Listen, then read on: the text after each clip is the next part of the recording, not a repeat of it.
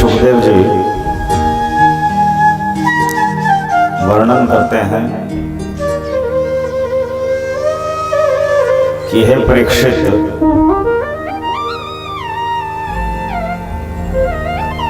कार्तिक मास का समय चल रहा था। दीपावली का दिन था। यशोदा जी की समस्त दासियां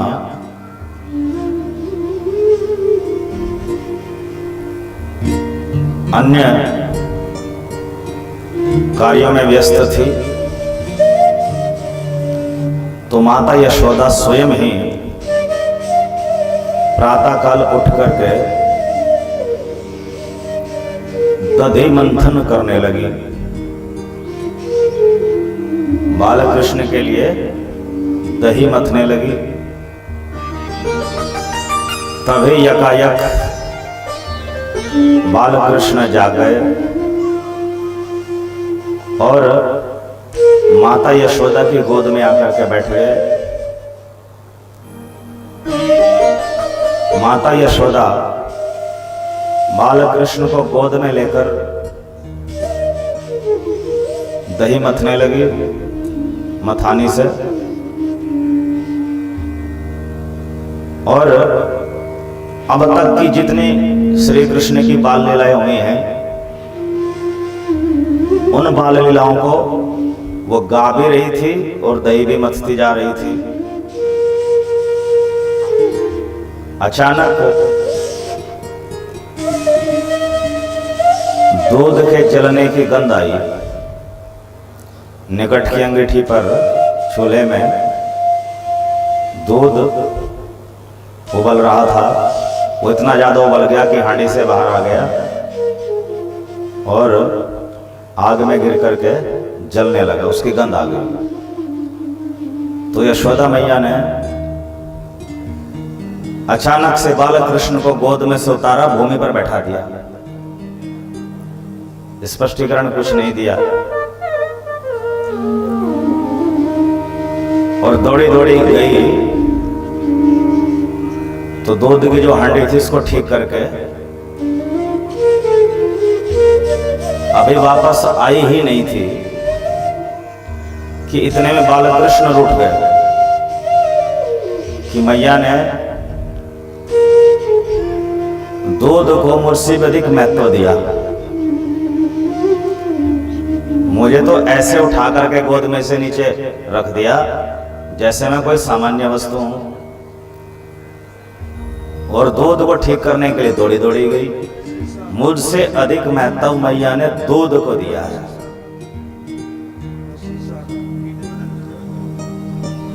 तो रूठ करके कृष्ण ने एक सिलबट्टा उस हांडी में नीचे से दे मारा जिसमें दही मथी जा रही थी। वो दही अब गाढ़े गाढ़ी लस्सी जैसी बन गई थी। तो वो दही, बिलोई हुई दही हांडी में से निकल करके भूमि पर बिखर गई। अब बालकृष्ण को लगा कि मैंने हांडी फोड़ दी, मैया का परिश्रम व्यर्थ कर दिया, तब आएगी मैया, डांटेगी मुझे। तो इसलिए फटाफट वहां से दौड़ पड़े और दूसरे कक्ष में गए तो जो बासी माखन रखा था एक दिन पहला, उसको खाने लगे। फिर क्या किया, एक ओखली रखी थी घर में, उस ओखली को उल्टा किया, उसके ऊपर चढ़ गए और चढ़ करके अपने ही घर में छींके पर जो मक्खन की मटकी रखी थी उसको उतारा और उतार करके वानरों को माखन खिलाने लगे।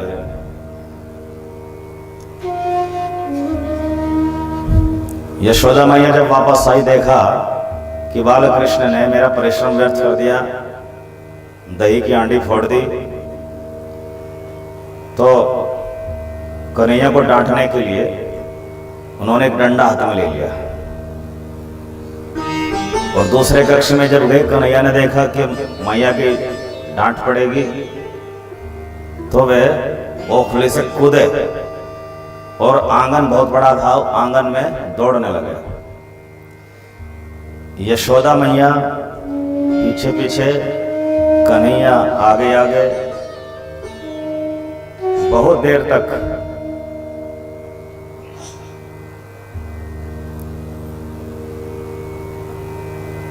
भागा दौड़ी चलती रही। कृष्ण आगे आगे, मैया पीछे पीछे। किंतु मैया यशोदा ने जाकर के कन्हैया को पीछे से पकड़ लिया।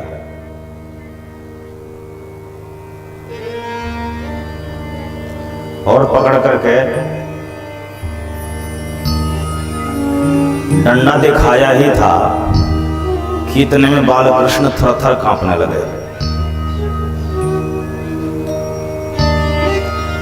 रुदंतम मुहुर्नेत्र मृजम तम, बारंबार नेत्रों को मल रहे हैं, रो रहे हैं।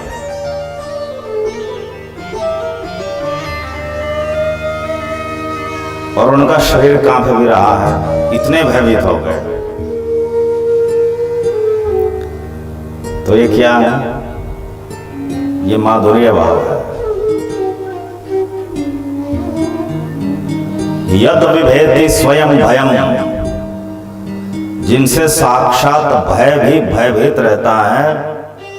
और भय के कारण कौन है? यमराज, काल, ये भय के कारण है। अर्थात यमराज और काल भी जिससे भयभीत रहते हैं।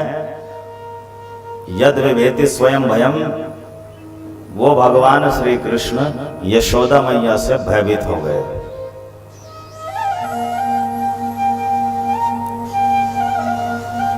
जाकी बंक भ्रिकुटी के भय से सागर सप्त उबलते देखा। जाकी बंक भ्रिकुटी के भय से सागर सप्त उबलते देखा। जाकी बंक भ्रिकुटी के भय से सागर सप्त उबलते देखा। सागर सप्त उबलते देखा। जब भगवान श्री कृष्ण भ्रिकुटी टेढ़ी कर लेते हैं, आवेश में आकर के, रोष में आकर के, तो 7 प्रकार के समुद्र पाए जाते हैं ब्रह्मांड में। वो सब उबलने लगते हैं, डर जाते हैं, सब ब्रह्मांड कांपने लगता है। किंतु ऐसे सर्वशक्तिमान भगवान श्री कृष्ण यशोदा मैया के आगे एक बार नहीं 100 बार बिलखते देखे गए। जाकी बंक भ्रिकुटी के भय से सागर सप्त उबलते देखा। जाकी बंक भ्रिकुटी के भय से 100 जाकी बंक भ्रिकुटी के भय से सागर सप्त उबलते देखा। सागर सप्त उबलते देखा। उनको यशोदा जी के भय से, उनको यशोदा जी के भय से 100 बार बिलखते देखा। 100 बार बिलखते देखा। अपना मन भले टल जाए, भक्त का मन न टलते देखा। अपना मन भले टल जाए, भक्त का मन न टलते देखा। प्रेम प्रबल के पाले पढ़कर कृष्ण को नियम बदलते देखा। प्रेम प्रबल के पाले पढ़कर कृष्ण को नियम बदलते देखा। कृष्ण को नियम बदलते देखा। कृष्ण को नियम बदलते देखा। यशोदा मैया ने कृष्ण के भयभीत होने की कोई चिंता नहीं करी और डांटा, तुमने मटकी क्यों फोड़ी मेरी? अब तो क्या खाएगा? तुम्हारे लिए एक विशेष प्रकार की पद्मगंधा गाय का दूध, जो सुगंधित घास खाती है, उस दूध से मैं तुम्हारे लिए दही जमाती हूँ, उस दही से मक्खन स्वयं ही निकालती हूँ। अब तूने उसी हांडी को फोड़ दिया, वो सारा दही भी व्यर्थ हो गई, अब क्या खाएगा? तो बड़ा उत्पाती हो गया है। यशोदा मैया ने देखा कि बाल कृष्ण थर थर कांप रहे थे और अभी दीपावली है, घर में उत्सव की तैयारी करनी है। कल गोवर्धन, कल जो है इंद्र याग की भी तैयारी करनी है।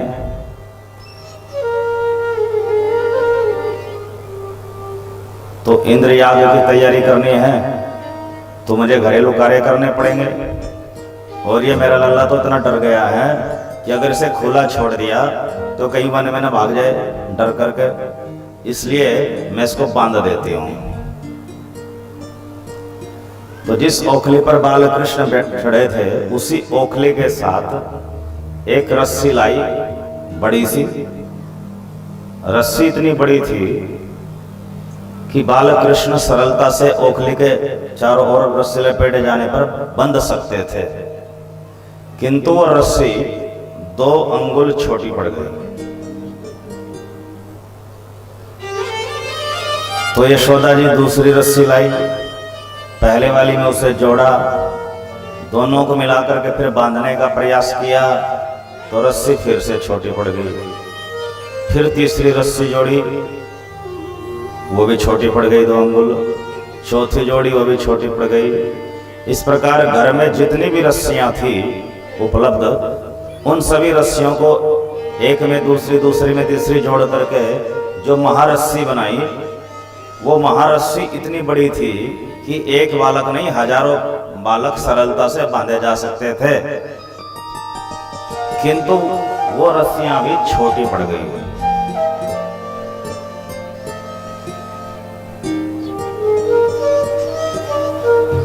हरे कृष्ण कृष्ण कृष्ण हरे हरे, हरे राम राम राम हरे हरे। हर बार रस्सियां 2 अंगुल ही छोटी पड़ती थी।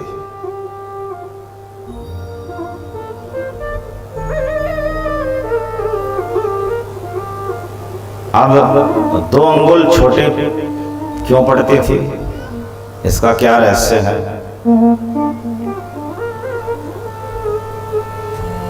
एक अंगुल है प्रयास और दूसरा अंगुल है कृपा।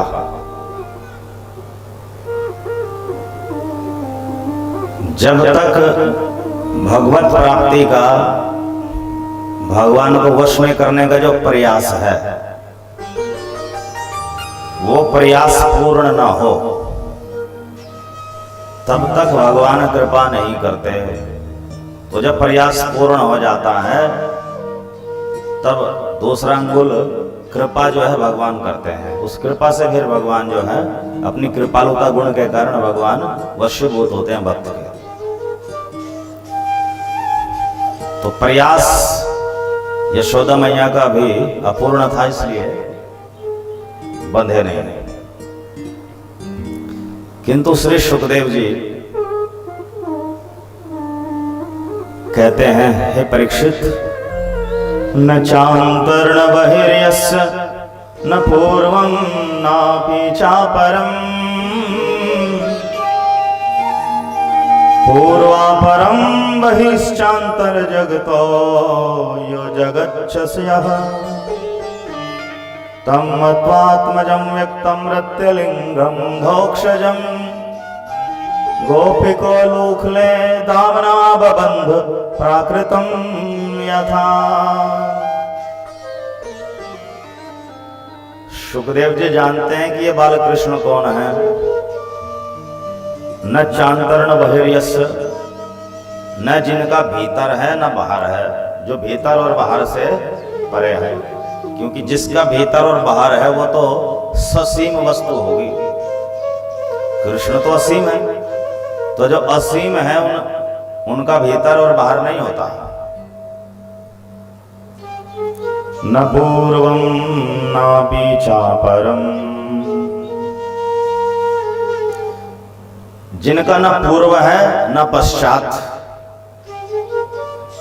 तो भगवान श्री कृष्ण का तो न पूर्व है न पश्चात, तो जिसका पूर्व है और पश्चात है वो भी ससीम, सीमित हो गया। कृष्ण तो असीम है। पूर्वापरम बहिश्चांतर जगतो, ये श्री कृष्ण तो स्वयं ही जगत के पूर्व भी हैं और पश्चात भी। जगत के पूर्व भी हैं और पश्चात भी। जब जगत व्यक्त अवस्था में नहीं होता, अर्थात अव्यक्त प्रकृति होती है, सृष्टि नहीं होती, उस जगत से पूर्व भी हैं, और जब जगत महाप्रलय में नष्ट हो जाता है तो उस जगत के पश्चात भी हैं। बहिश्चांतर जगतो यो, और जो जगत के बाहर भी हैं और जगत के भीतर भी हैं, इतने विराट हैं।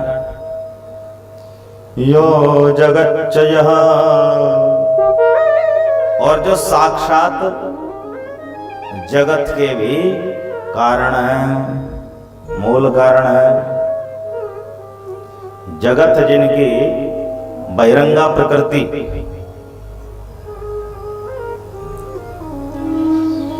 का ही परिणाम है।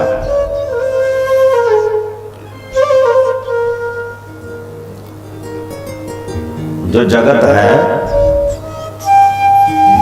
ये गुण माया का परिणाम है।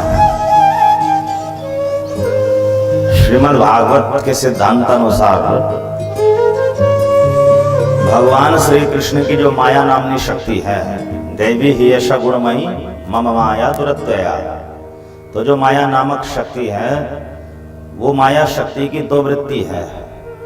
एक को कहते हैं जीव माया और दूसरे को कहते हैं गुण माया। तो जीव माया का कार्य तो बाद में आता है जब जगत का निर्माण हो जाता है,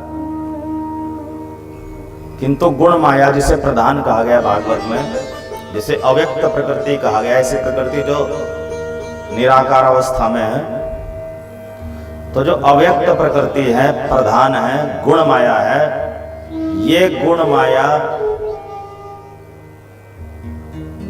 जगत के रूप में विस्तार करती है, जगत के रूप में परिणत होती है।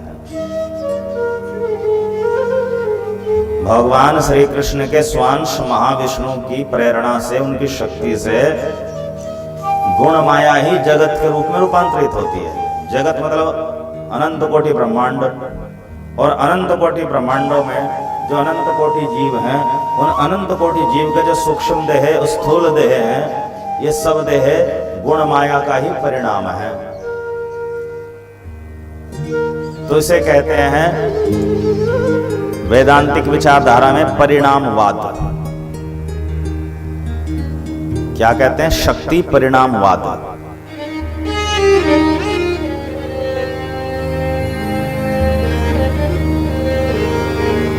और मायावाद में जगत का कारण क्या है? मायावाद में जगत को भ्रम माना गया कि जगत की सत्ता वास्तव में नहीं है, जगत एक भ्रम है। भ्रम को कहते हैं संस्कृत में विवर्त, विवर्त।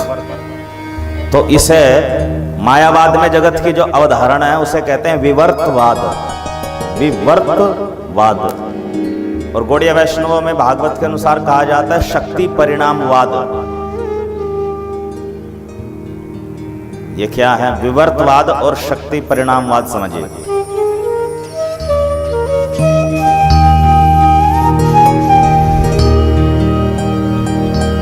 मायावाद के संस्थापक आद्य जगत गुरु शंकराचार्य ने कहा,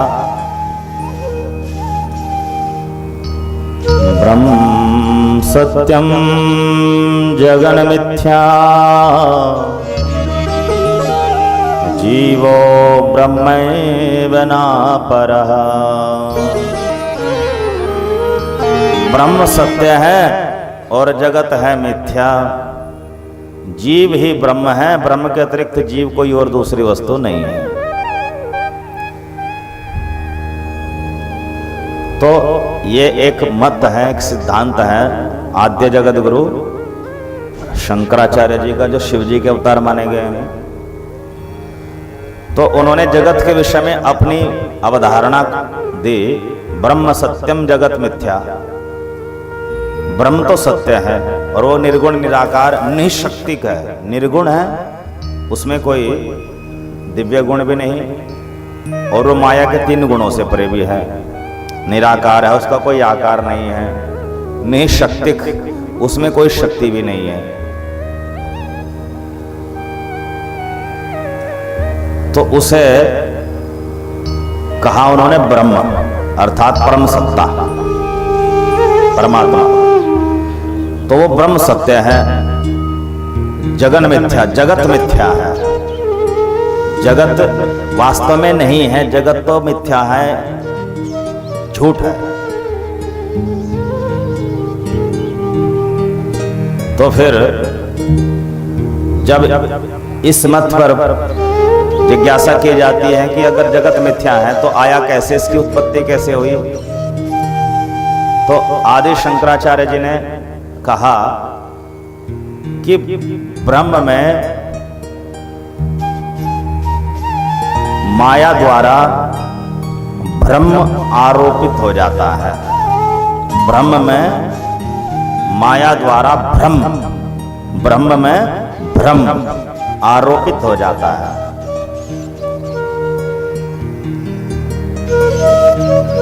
तो ब्रह्म में जगत का भ्रम हो गया है, ब्रह्म के अतिरिक्त कुछ और नहीं है।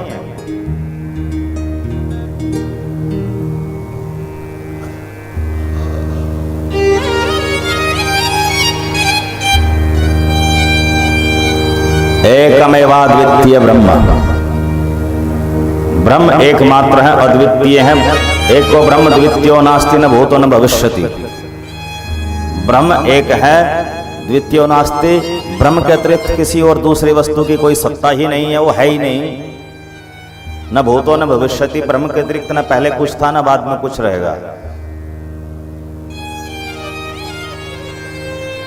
तो उस ब्रह्म में जगत का भ्रम हो गया है माया के द्वारा। तो उस भ्रम को संस्कृत में कहते हैं विवर्त। तो जगत की उत्पत्ति को समझाने के लिए शंकराचार्य जी ने विवर्तवाद की स्थापना की। विवर्तवाद, तो उसको कैसे समझाया? रज्जु में सर्प का विवर्त हो जाता है, भ्रम हो जाता है। रस्सी में सांप का, जिस प्रकार रस्सी में सांप का भ्रम हो जाता है अंधकार में, वैसे ही माया के कारण ब्रह्म में जगत का भ्रम हो गया। जैसे सीपी में मोती का भ्रम हो जाता है, वैसे ही अज्ञान के द्वारा ब्रह्म में जगत का भ्रम हो जाता है। वास्तव में जगत की कोई सत्ता है ही नहीं, जगत है ही नहीं, जगत झूठ है, मिथ्या है। ब्रह्म सत्यम जगन मिथ्या। तो यहां पर जगत का प्रकरण है, इसलिए जगत की बात बता रहा हूं, जीव की नहीं। तो जो जगत को जिन्होंने भ्रम माना, विवर्त माना, उसे कहते हैं विवर्तवाद। किंतु भागवत ने विवर्तवाद को कोई महत्व नहीं दिया। भागवत में जो मान्यता है जगत की उत्पत्ति के विषय में, उसे कहते हैं शक्ति परिणामवाद। क्या कहते हैं? शक्ति परिणामवाद। ब्रह्म निशक्तिक नहीं, सशक्तिक है। आदि शंकराचार्य का जो मत है कि ब्रह्म निशक्तिक है, बिना शक्तियों वाला है, तो भागवत ने ब्रह्म को माना सशक्तिक, उसमें शक्तियां हैं। 3 प्रकार की प्रमुख शक्तियां हैं। माया शक्ति जिसे बहिरंगा शक्ति कहते हैं, स्वरूप शक्ति जिसे अंतरंगा शक्ति कहते हैं, तटस्थ शक्ति जिसे जीव शक्ति कहते हैं। तो ये 3 प्रकार की शक्ति हैं। तो जो शक्ति है कौन सी? माया शक्ति। तो ये माया शक्ति परिणत होती है जगत के रूप में। माया शक्ति का परिणाम है जगत। माया शक्ति की 2 अवस्थाएं हैं। एक को कहते हैं प्रधान या गुण माया, जो अव्यक्त प्रकृति कही गई भागवत में। तो ये अव्यक्त प्रकृति या प्रधान या गुण माया ही भिन्न भिन्न प्रक्रियाओं से गुजरकर महत्त्व बनता है, त्रिगुणमय अहंकार बनता है। भागवत में बहुत डिटेल है इस चीज की। फिर जगत की उत्पत्ति होती है, इंद्रिय अधिष्ठात्री देवताओं की उत्पत्ति है, शरीरों की उत्पत्ति होती है, मन आदि बनते हैं। ये बहुत बड़ी प्रक्रिया है। तो ये परिणति है, शक्ति की परिणति। कौन सी शक्ति की? माया की परिणति। तो माया शक्ति ही उपादान, माया शक्ति ही परिणत होती है जगत के रूप में। तो जगत है माया शक्ति का परिणाम। इसलिए भागवत में जगत की उत्पत्ति का जो सिद्धांत है उसे कहा गया शक्ति परिणामवाद। तो शक्ति परिणामवाद के संस्थापक हैं भगवान श्री चैतन्य महाप्रभु। मत तो ये भागवत का है, किंतु इसको नामकरण किया है भगवान श्री चैतन्य महाप्रभु ने, और उसकी सम्यक व्याख्या करी है विश्व गुरु श्रील जीव गोस्वामी पाद जी ने परमात्मा संदर्भ में।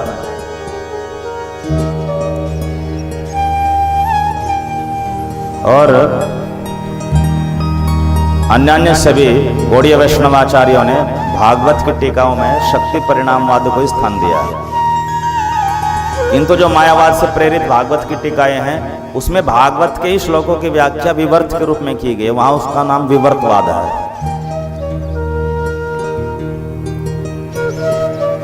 तो विवर्तवाद भागवत का सम्मत नहीं है, किंतु शक्ति परिणामवाद भागवत सम्मत है। और ये श्लोक भागवत के 9वें अध्याय का 13वां श्लोक इस बात का प्रूफ है, प्रमाण। पूर्वापरम बहिश्चांतर जगतो यो जगच्चय जगच्चय जगत च यह। जो जगत है वो जगत के पहले भी है, बाद में भी है, जगत के बाहर भी है, भीतर भी है, और जो जगत भी है श्री कृष्ण जगत भी है। कैसे कि श्री कृष्ण की जो माया शक्ति है वो श्री कृष्ण से अभिन्न है, तो अभिन्न माया शक्ति ही जगत के रूप में परिणत होती है। तो माया शक्ति जो गुण माया है वही जगत के रूप में रूपांतरित होती है। जगत भगवान के द्वारा नियंत्रित है। इसलिए सुखदेव जी ने श्री कृष्ण को जगत भी कहा, जगत स्वरूप है। तो इससे सिद्ध होता है कि जगत मिथ्या नहीं है, जगत सत्य है, किंतु परिवर्तनशील है। तो परिवर्तनशील होना और मिथ्या होना दोनों में अंतर होता है। बारंबार जगत की उत्पत्ति होती है, संहार होता है, फिर उत्पत्ति होती है, फिर संहार होता है, फिर उत्पत्ति होती है, फिर संहार होता है। तो जगत परिवर्तनशील है। ये अव्यक्त अवस्था से प्रकृति व्यक्त हो जाती है, व्यक्त से फिर अव्यक्त हो जाती है, अव्यक्त से फिर व्यक्त हो जाती है। तो जगत मिथ्या कहाँ हुआ? परिवर्तनशील हुआ, नश्वर हुआ। मिथ्या तो नहीं हुआ, भ्रम तो नहीं हुआ ना। वास्तव में जगत है, जगत की वास्तविकता है। इसलिए तो जगत में रहने वालों को कष्ट होता है। ये कष्ट क्या भ्रम है? ये वास्तव में है। हरे कृष्ण कृष्ण कृष्ण हरे हरे, हरे राम राम राम हरे हरे। अपने विषय पर वापस आते हैं। न चांतर्ण बहिर्यस्य न पूर्वं नापि चापरं, पूर्वापरं बहिश्चांतर जगतो यो जगच्चयः। जिन परमेश्वर परम ब्रह्म का न भीतर है, न बाहर है, न पूर्व है, न पश्चात है, जो स्वयं ही जगत का पूर्व भी है, पश्चात भी है, भीतर भी है, बाहर भी है, और जो जगत स्वरूप भी है, अर्थात जगत जिनकी बहिरंगा शक्ति माया शक्ति का रूपांतरण है,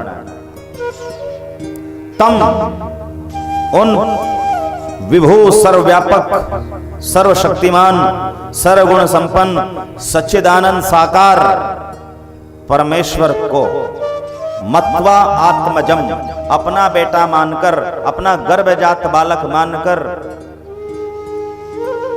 अव्यक्तम मृत्यलिंगम धोक्षजम, जो वास्तव में अधोक्षज है, अव्यक्त है।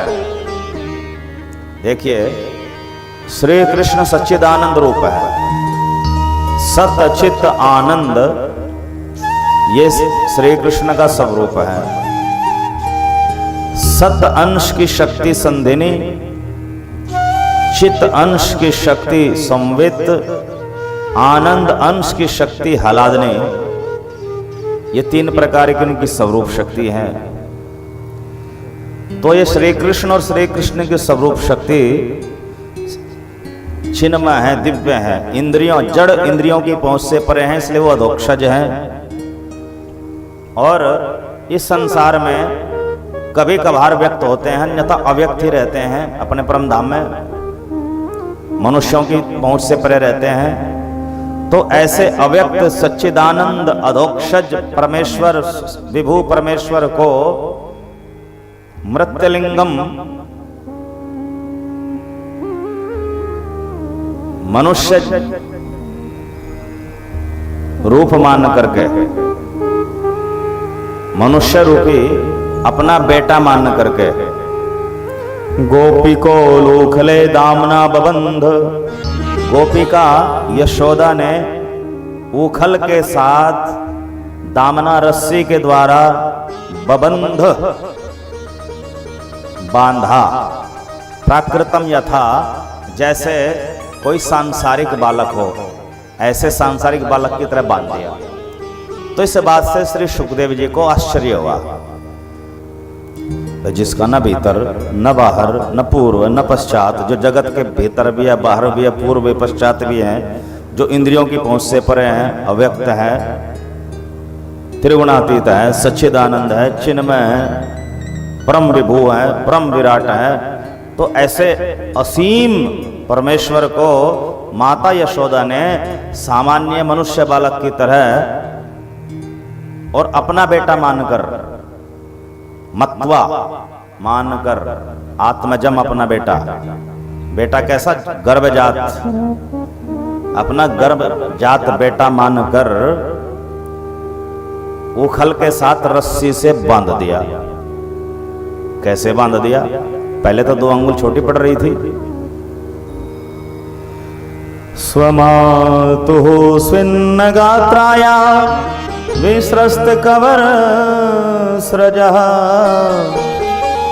दृष्ट्वा परिश्रमं कृष्णः कृपयासीत् स्वबंधने।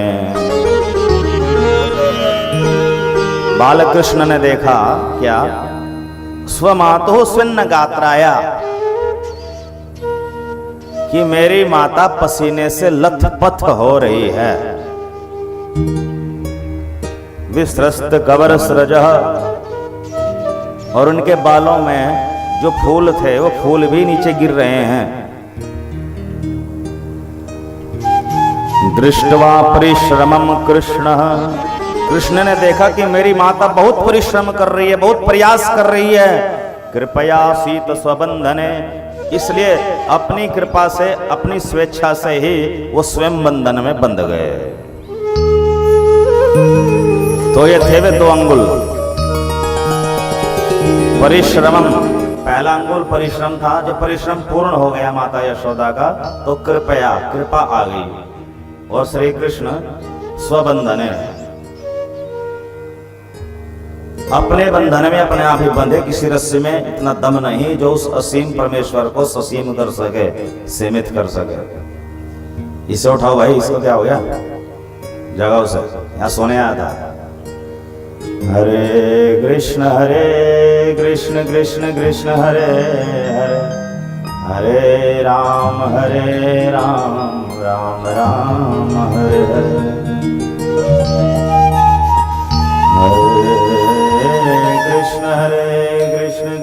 कृष्ण हरे हरे, हरे राम राम राम हरे हरे।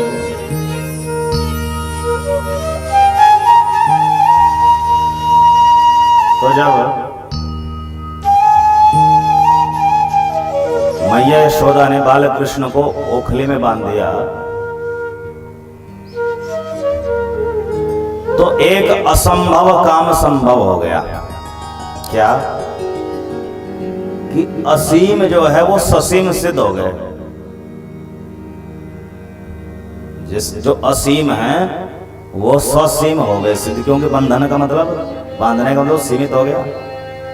तो यशोदा मैया ने असीम को ससीम सिद्ध कर दिया, असंभव को संभव कर दिया। तो कैसे संभव हुआ? उनकी प्रेम लक्षणा वात्सल्य भक्तिमयी प्रेम के द्वारा यह संभव हुआ, चमत्कार हो गया। और बाल कृष्ण का नाम पड़ गया दामोदर। तो लीला के आधार पर उनका नाम दामोदर है। दाम का मतलब रस्सी, उदर मायने पेट। यशोदा मैया ने बाल कृष्ण के उदर को दाम के द्वारा बांधा, इसलिए नाम हो गया दामोदर। बोले दामोदर भगवान की जय, यशोदा दामोदर भगवान की जय, राधा दामोदर भगवान की जय।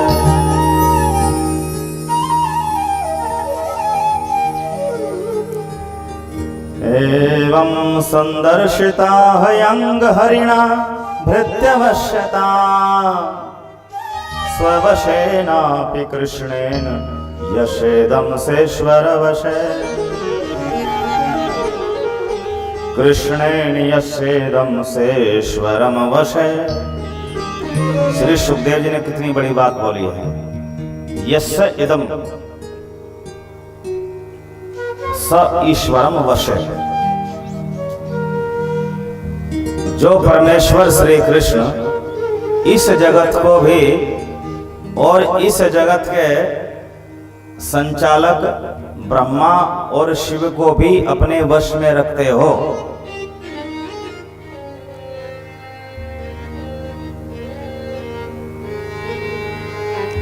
स्ववशेनापि कृष्णेन, उन भगवान कृष्ण को यशोदा मैया ने वश में कर लिया। यशोदा मैया ने उन श्री कृष्ण को वश में कर लिया जिनके वश में जगत भी है और जगत के नियामक ब्रह्मा शिव आदि भी हैं। कितने बड़े आश्चर्य की बात। ऐसा क्यों किया भगवान ने? एवं संदर्शिता, यह दिखाने के लिए क्या, हरिणा मृत्यवश्यता, कि जो हरि है वो अपने प्रेमी भक्तों के वश में हो जाते हैं। भगवान अजित होकर के भी प्रेमी भक्तों के द्वारा जीत लिए जाते, साधक भक्तों के द्वारा नहीं।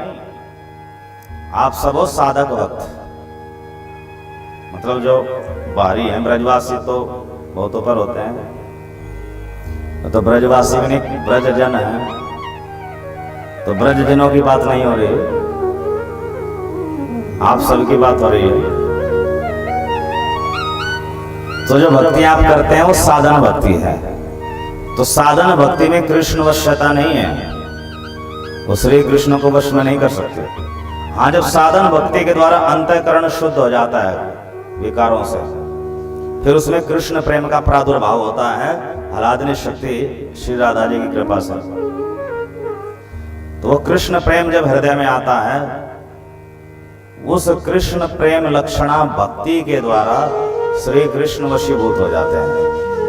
तो संसार को यह दिखलाना चाहते थे भगवान श्री कृष्ण की मैं सर्वशक्तिमान असीम अजित होकर के भी जीत लिया जाता हूं, पूर्ण स्वतंत्र होकर के भी वशीभूत हो जाता हूं, असीम होकर के भी ससीम हो जाता हूं।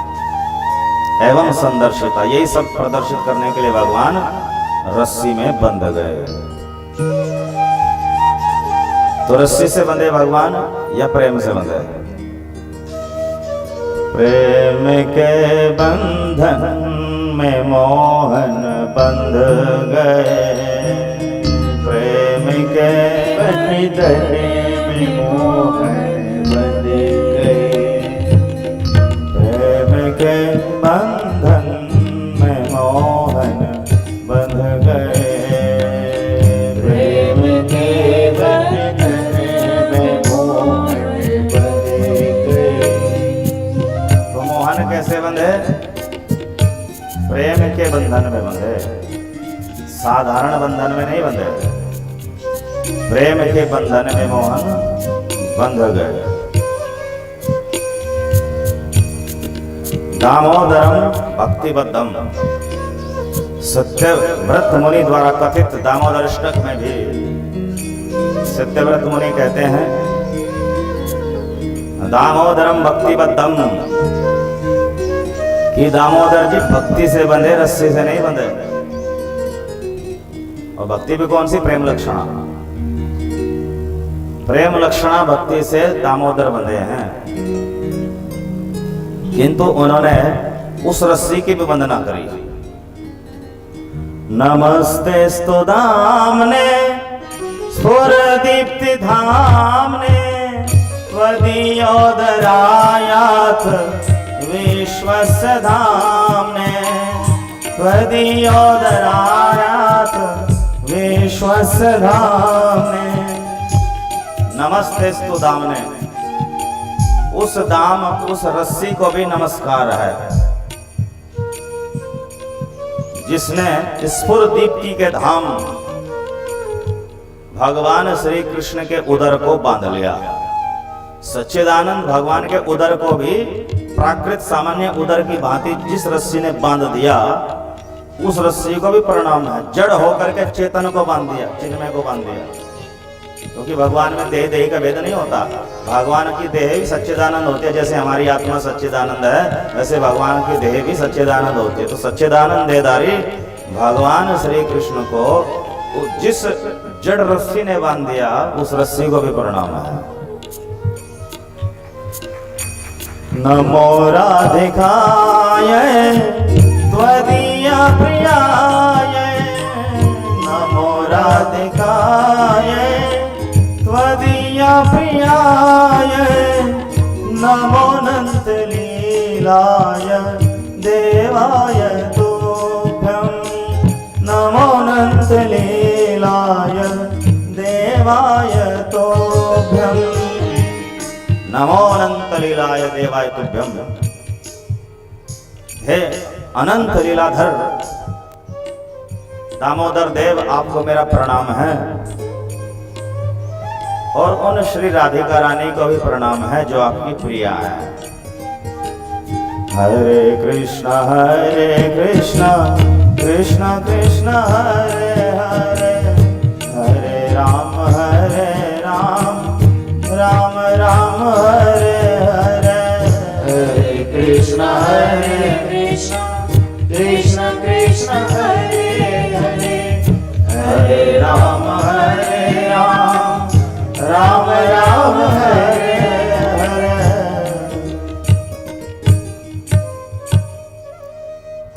अब सुखदेव जी आगे कहते हैं नेमं विरिंचो न भवो न श्रीरप्यंग संश्रया, प्रसादमले वीरे गोपी यत्तत् प्राप्त विमुक्तिदात। समस्त प्रकार की मुक्तियों के प्रदाता मुकुंद भगवान श्री कृष्ण ने जो प्रसाद, जो कृपा यशोदा गोपी को प्रदान की, वह कृपा न तो ब्रह्मा जी को मिली, न भवो न शिव जी को मिली, न श्री और न ही लक्ष्मी जी को मिली। अपियंग संश्रया, जो कि श्री वत्स की रेखा के रूप में उनके वक्ष स्थल पर ही विराजती है, तो उस लक्ष्मी को भी वो कृपा नहीं मिली, न भवो शिव जी को भी वो कृपा नहीं मिली, न इमं विरिंचो ब्रह्मा को भी वो कृपा नहीं मिली। प्रसादम ले वीरे गोपी, जो गोपी यशोदा को कृपा भगवान श्री कृष्ण ने दी। तो इससे सिद्ध होता है कि यशोदा माता की स्थिति इन सबसे ऊपर है। भले ही वो साधारण भोली भाली गोपी लगती हो, किंतु ब्रह्मा शिव लक्ष्मी से भी बढ़कर है, राधात्मी का परिकर है। हरे कृष्ण कृष्ण कृष्ण हरे हरे, हरे राम राम राम हरे हरे। नायम सुखापो भगवान, देहि नाम गोपिका सुतः, ज्ञानी नाम चात्मभूतानां यथा भक्तिमतामिहि।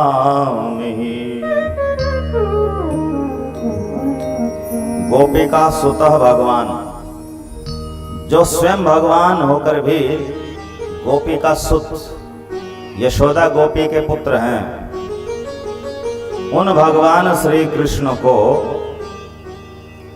यथा भक्ति मताम ही, जितनी सरलता से भक्ति के द्वारा प्राप्त किया जा सकता है। सुखापो, सुख पूर्वक प्राप्त करना, सुख आपा सुख पूर्वक प्राप्त करना। नायम सुखापो भगवान देहि नाम गोपिका सुतः, ज्ञानी नाम चात्म भूतानां यथा भक्ति मदामिहि। गोपिका यशोदा नंदन भगवान श्री कृष्ण को जितने सुख पूर्वक, जितनी सरलता पूर्वक भक्ति के द्वारा प्राप्त किया जा सकता है, उतना देहिनाम ज्ञानीनाम चात्मभूतानाम, उतनी सरलता से कर्मकांड के द्वारा, ज्ञान कांड के द्वारा भगवान श्री कृष्ण को प्राप्त नहीं किया जा सकता। कोई कहे कि निष्काम कर्म योग से भगवान को प्राप्त किया जा सकता है, गीता में श्री कृष्ण नहीं कहा है। तो निष्काम कर्म करने से अंतःकरण शुद्ध होता है। जब अंतःकरण शुद्ध होता है तो फिर ज्ञान की उत्पत्ति होती है। तो उस ज्ञान की समाप्ति जो है भक्ति में ही होती है। तो इस तरह कर्म से ज्ञान, ज्ञान से भक्ति, कर्म और ज्ञान तो सोपान है, भक्ति तक पहुंचने की सीढ़ियां हैं गीता के अनुसार। तो मिलेंगे भगवान भक्ति से ही, कर्म ज्ञान आदि से, ध्यान आदि से मिलने वाले नहीं है। तो श्री सुखदेव जी ने भक्ति को ही श्री कृष्ण की प्राप्ति का एकमात्र साधन कहा। और यही भक्ति जब सिद्ध हो जाती है तो उसका नाम प्रेमा भक्ति है। तो प्रेमा भक्ति के द्वारा ही भगवान वश्य हैं, वशीभूत होते हैं, प्राप्त होते हैं। हरे कृष्ण कृष्ण कृष्ण हरे हरे, हरे राम राम राम हरे हरे। अब यशोदा मैया तो घरेलू कार्य करने के लिए इधर उधर चली गई, किंतु बालकृष्ण ने सोचा कि मेरे घर में ये इतने बड़े बड़े पेड़ खड़े हैं, यमरार्जुन, ये पेड़ कोई साधारण जीव तो है नहीं, जुड़वार्जुन के पेड़, ये तो धनाध्यक्ष कुबेर के पुत्र नल कुबर और मणिग्रीव हैं। चलो मैं इन्हीं का उद्धार कर देता हूं, तब तक यही कौतुक कर देता हूं। और बालकृष्ण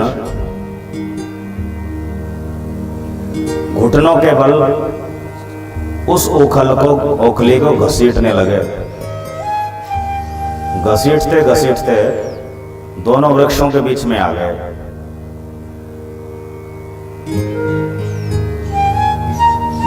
श्री परीक्षित जी प्रश्न करते हैं, हे मुनिवर, ये यमलार्जुन वृक्ष आपने कहा कि ये धनाध्यक्ष कुबेर के पुत्र हैं नलकूबर और मणिग्रीव।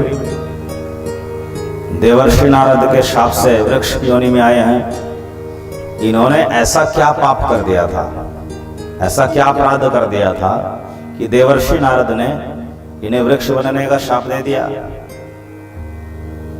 तो श्री सुखदेव जी कहते हैं कि एक बार देव नदी मंदाकिनी में कुबेर के पुत्र नलकूबर और मणिग्रीव अप्सराओं के साथ देव नदी में स्नान कर रहे थे निर्वस्त्र होकर। अचानक आकाश मार्ग से नदी के ऊपर से देवर्षि नारद गुजर रहे थे। तो नारद जी को देख करके, एक साधु को देख करके अप्सराओं ने तो तत्काल लज्जित होकर वस्त्र पहन लिए, किंतु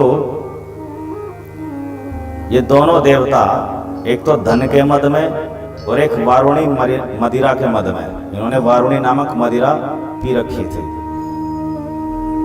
देवता मदिरापान नहीं करते, वारुणी मदिरापान तो असुर करते हैं। और सागर मंथन के समय वारुणी जो है राक्षसों ने स्वीकार की थी। देवता सोमरस पीते हैं, वो मदिरा नहीं होती। तो नारद जी ने देखा इन्होंने मदिरा पी रखी है देवता होकर भी, और ये कुबेर के पुत्र हैं, तो ये बिगड़ गए हैं, इनका आचरण भ्रष्ट हो गया है। ये दंड के भागीदार हैं कि एक साधु को देख करके भी निर्वस्त्र होकर के स्नान किए जा रहे हैं। मुझे इनकी बुद्धि ठीक करनी पड़ेगी, इनकी बुद्धि भ्रष्ट हो गई है। नहयन्यो जुष्टो जोष्यान बुद्धि भ्रंशो रजो गुणः श्रीमदादाभिजात्यादिर्यत्र स्त्री धूतमासवः। संसार में रजोगुण के द्वारा ही जीव विषय सुखों का भोग करता है।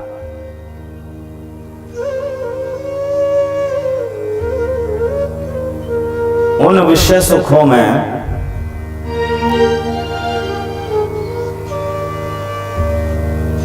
धन का मद, उन विषय सुखों में धन, उच्च कुल में जन्म,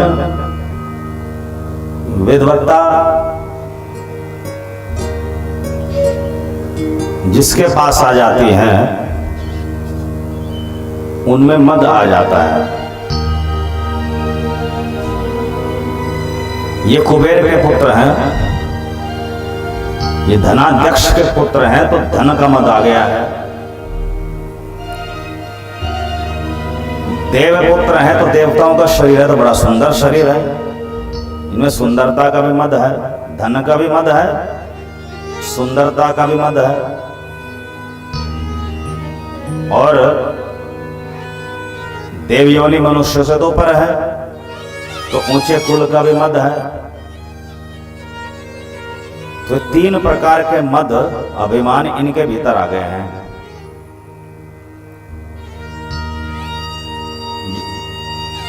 इन मदों के द्वारा ही इनकी बुद्धि भ्रष्ट हो गई है। स्त्री द्योतमासवा यत्र स्त्री द्योतमासवा। तो जहां पर धन का मद होता है, ऊंचे कुल में जन्म होने का मद होता है, सुंदरता का मद होता है, तो ये मद बुद्धि भ्रष्ट कर देते हैं।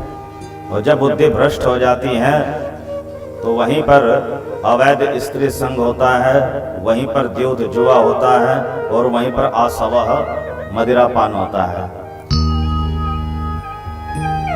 तो इनका ये मद निकालना पड़ेगा।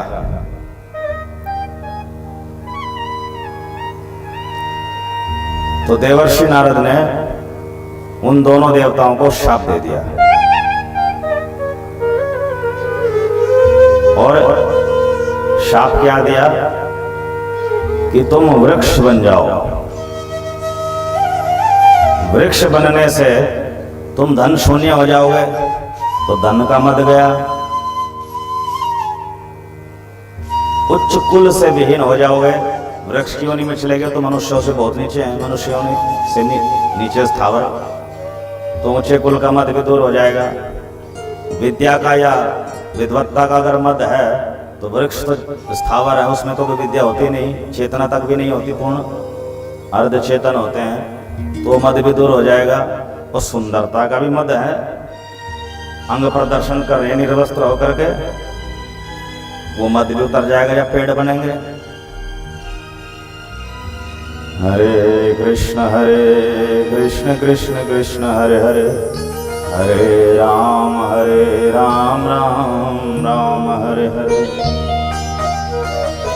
अतो हरत स्थावरतां स्यातामनेवं यथा पुनः स्मृति स्यान्मत प्रसादेन तत्रापि मदनुग्रहात्।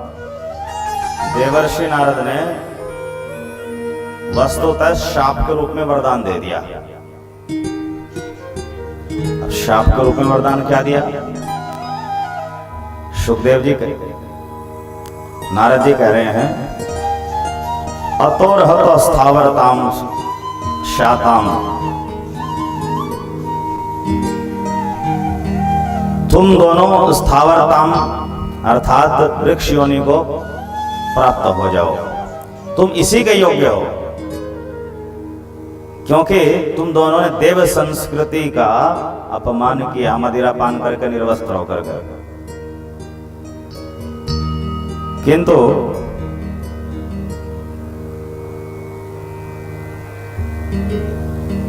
मेरे अनुग्रह से, मद अनुग्रहात्, मेरे अनुग्रह से, मेरी कृपा से, तत्रापि वृक्ष योनि में रह करके भी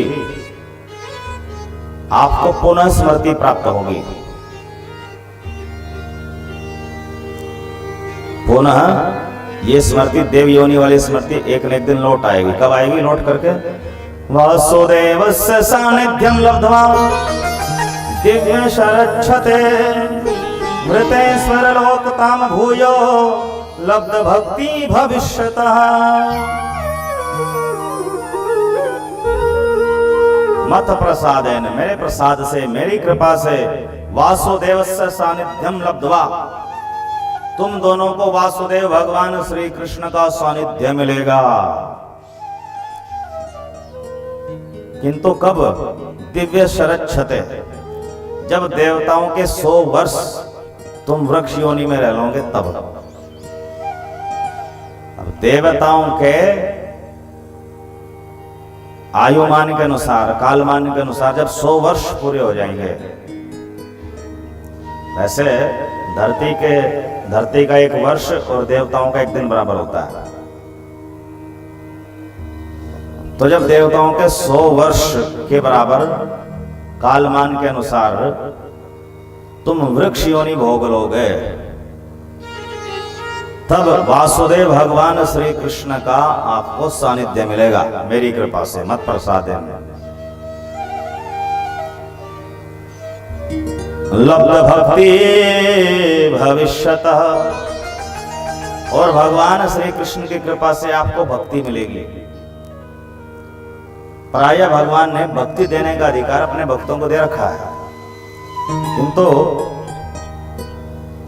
यदा कदा भगवान श्री कृष्ण भी भक्ति दे देते हैं अपने भक्तों, अब किसी भी जीव को। लब्ध भक्ति भविष्यतः, आपको भक्ति प्राप्त होगी, मेरी भक्ति और श्री कृष्ण की भक्ति प्राप्त होगी। नारद जी ने कहा, वृत्ते स्वरलोकताम भूयो, फिर आप पुनः स्वर्गलोक को पालोगे, नल कुबर मणिग्रीव के देव पद को प्राप्त कर लोगे। तो इस तरह देवर्षि नारद ने शाप के रूप में वरदान ही दे दिया।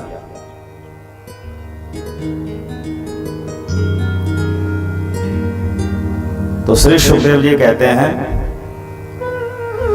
ऋषिर भागवत मुख्यस्य सत्यम क्रतुम वचो हरिः जगाम शंकैस्तत्र यत्रास्तां यमलार्जुनौ ऋषिर भागवत मुख्यस्य, नारद जी के लिए विशेषण लगाया ऋषि भागवत मुख्यस्य, मुख्य भागवत ऋषि। भागवत दो प्रकार के होते हैं, एक भक्त भागवत और एक ग्रंथ भागवत। तो ग्रंथ भागवत तो साक्षात भगवान ही है, शब्दमय मूर्ति। तो उस ग्रंथ भागवत के अनुसार जो आचरण करते हैं, भक्ति करते हैं, उन्हें कहते हैं भक्त भागवत। तो भक्त को भी भागवत कहते हैं और एक ग्रंथ को भी भागवत कहते हैं। तो भागवत मुख्यस्य, तो भक्तों में जो मुख्य हैं ऐसे ऋषि कौन? देवर्षि नारद। भक्तों में जो मुख्य ऋषि हैं देवर्षि नारद, सत्यम क्रतुम वचो, उन देवर्षि नारद का वचन सत्य करने के लिए हरि ही जगाम शंकैस्तत्र यत्रास्तं यमलार्जुनो, भगवान श्री कृष्ण धीरे धीरे घुटनों के बल चलते हुए उन यमलार्जुन वृक्षों के निकट चले गए और दोनों को वृक्षों के बीच में से स्वयं तो निकल गए, ओखली फंस गई। जगा उनको, हरे कृष्ण कृष्ण कृष्ण हरे हरे, हरे राम राम राम हरे हरे। तो ओखली फंस गई। तो बालकृष्ण ने हल्का सा झटका दिया, हल्का सा, किंतु दोनों के दोनों यमलार्जुन वृक्ष धड़ाम से उखड़ करके भूमिगत हो गए, भूमि पर गिर गए। जोर की ध्वनि हुई और उन वृक्षों में से दो देवता निकले, नलकूबर और मणिगिरी। तो दोनों देवताओं ने बालकृष्ण की स्तुति करना शुरू कर दिया। क्या कहा? कृष्ण कृष्ण महायोगिन स्वमाद्य पुरुषः परः, व्यक्ता व्यक्तमिदं विश्वं रूपं ते भ्रमणा विदुः। हे महायोगेश्वरों के भी ईश्वर, परम योगेश्वर भगवान श्री कृष्ण, आप दिव्य पुरुष सच्चिदानंद भगवान हो।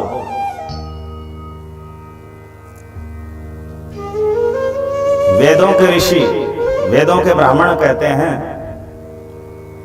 कि व्यक्ता व्यक्तम इदम विश्वम रूपम ते, ये अव्यक्त और व्यक्त रूप जो विश्व है ये आपका ही रूप है। अर्थात जो विश्व पहले अव्यक्त होता है महाप्रलय काल में, वो सृष्टि काल में व्यक्त हो जाता है। ये व्यक्त और अव्यक्त होने वाला जगत विश्व आपकी बहिरंगा शक्ति, माया शक्ति की परिणति विशेष होने के कारण आपका ही रूप है, आपकी शक्तियों के अंतर्गत, आपसे बाहर नहीं है। अनुजाने हीनो भूमस्त्वानुचर किंकरो, दर्शन मनो भगवत ऋषिरासीदनुग्रहात्। भूमन, हे सर्वव्यापक भगवान श्री कृष्ण, हे विराट भगवान श्री कृष्ण, आप हमें अपने अनुचर देवर्षि नारद का किंकर ही जानिए। अनुजाने ही, आप यह जानिए, तब अनुचर किंकरो, आपके अनुचर जो देवर्षि नारद हैं, किंकरो उनके दास ही हैं हम। यद्यपि हमने उनकी अवमानना की है, उनका अपमान किया है, किंतु 100 वर्षों तक उनका शाप भोग करके हमारी बुद्धि अब ठीक हो गई है। इस ब्रज गिरज में वृक्ष बन करके हमारी बुद्धि अब ठीक हो गई है। हमें अपने अनुचर देवर्षि नारद का किंकर अर्थात सेवक या दास ही जानिए।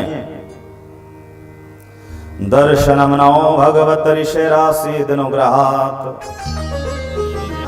उन भगवत स्वरूप शक्त्यावेश अवतार स्वरूप देवर्षि नारद के अनुग्रह से ही आज हमें आपका दर्शन मिला है।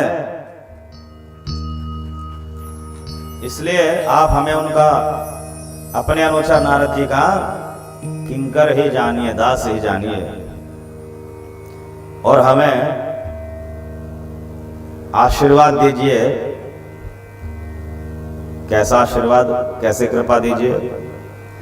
वाणी गुणानुकथने श्रवणो कथायाम् हस्तौ च कर्मसु मनस्तव पादयोर्नः स्मृत्यां शिरस्तव निवास जगत प्रणामे दृष्टिः सताम दर्शनेस्तु भवत्तनूनाम्। वाणी गुणानुकथने, हमारी जिह्वा आपका गुणानुकथन करे, आपका गुणगान करने में समर्थ हो, आपकी महिमा का वाचन करने में, उपदेश करने में समर्थ हो जाए, अर्थात हम कथाकार बन जाएं।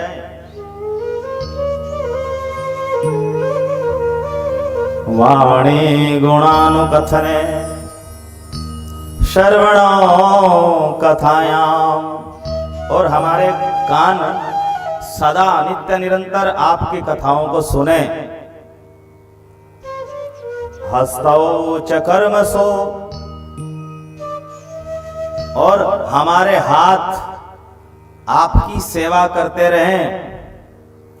मनस्तव पादयोर न स्मृत्याम, और हमारा मन आपके चरणारविंद का स्मरण करता रहे।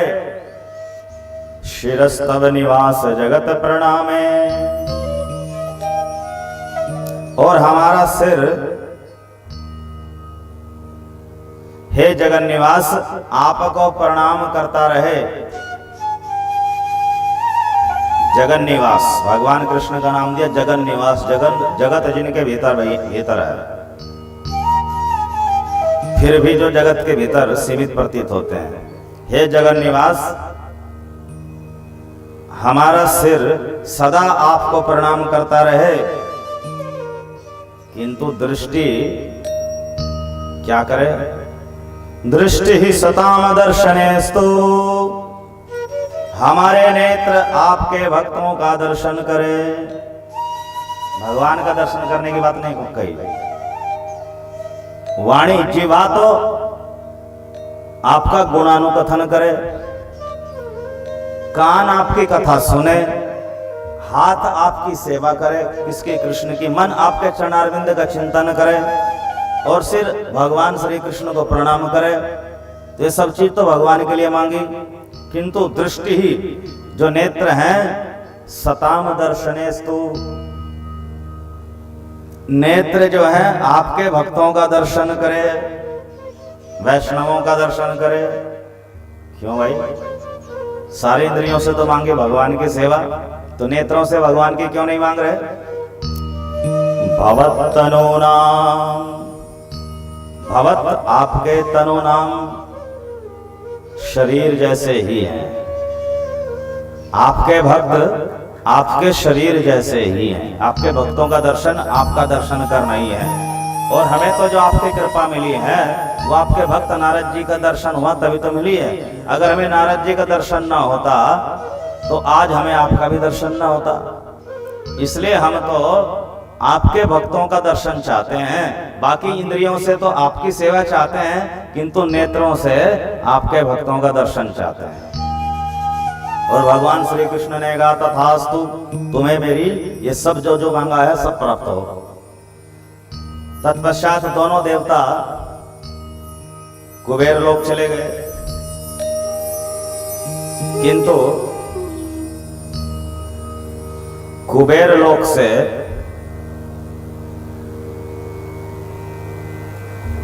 दोनों देवता सच्चिदानंद देह धारण करके गोलोक वृंदावन चले गए। और गोलोक वृंदावन में स्निग्ध कंठ और मधुकंठ नाम के दो भागवत कथाकार बने। तो गोलोक वृंदावन में नंद महाराज जी की सभा में भगवान श्री कृष्ण समस्त परिकरों को प्रकट लीला निरूपक श्रीमद् भागवत शास्त्र का कथन करने लगे। तो भगवान श्री कृष्ण भी, नंद बाबा यशोदा भी सब स्निग्ध कंठ और मधुकंठ से भागवत सुना करते थे और रात्रि के समय अलग से राधा रानी अपनी सखियों के साथ मधुर रस की लीलाएं भी सुना करती थी दोनों से।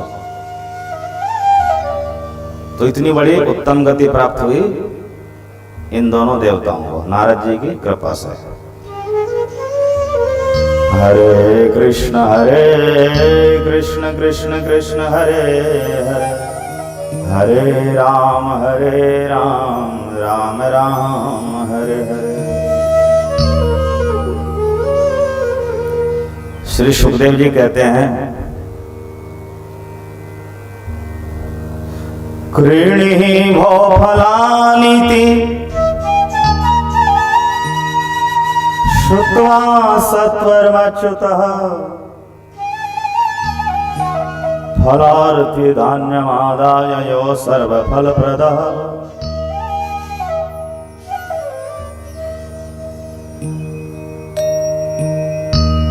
जब नलकूबर मणिग्रीव देवलोक को चले गए तो दोनों वृक्ष गिरे थे, तो सभी गोप गोपियां एकत्रित हो गए और बालकृष्ण अभी भी दोनों के वृक्षों के बीच में से उखल को घसीटते जा रहे थे। तो नंद बाबा ने दौड़ करके कन्हैया को बंधन से मुक्त किया और कन्हैया के सामने यशोदा मैया को डांट भी लगाई, तुमने बालक को इतना दंड क्यों दिया। फिर आपस में सभी गोप परस्पर विचार करने लगे कि न कोई आंधी, न कोई तूफान, न कोई राक्षस, इन दो वृक्षों को अचानक ऐसा क्या हो गया कि धड़ाम से जड़ से तो खड़के गिर पड़े। तो कोई निर्णय तक नहीं पहुंच पाया। तो वहां पर उपस्थित बालकों ने कहा, हम बताएं? बोले हाँ हाँ बताओ। बोले बाल कृष्ण ओखली को घसीटते घसीटते वृक्षों के बीच में आए। कृष्ण ने झटका मारा, हल्का सा ही, बहुत तेज जोर से नहीं मारा, और दोनों वृक्ष उखड़ गए। और इनमें से दो देवता निकले, वो श्री कृष्ण के साथ वार्तालाप कर रहे थे, उड़ गए फिर आप बाद में। तो सभी उनकी बातों पर विश्वास करना चाह रहे थे किंतु कर नहीं पाए, विश्वास हुआ ही नहीं। उनका लगा ऐसे कैसे हो सकता है, एक बालक दो वृक्ष कैसे उखाड़ सकता है। तो योग माया प्रभाव से वो ऐसा सोचने लगे और सभी थोड़ी देर के लिए हंसे बालकों की बात सुन करके।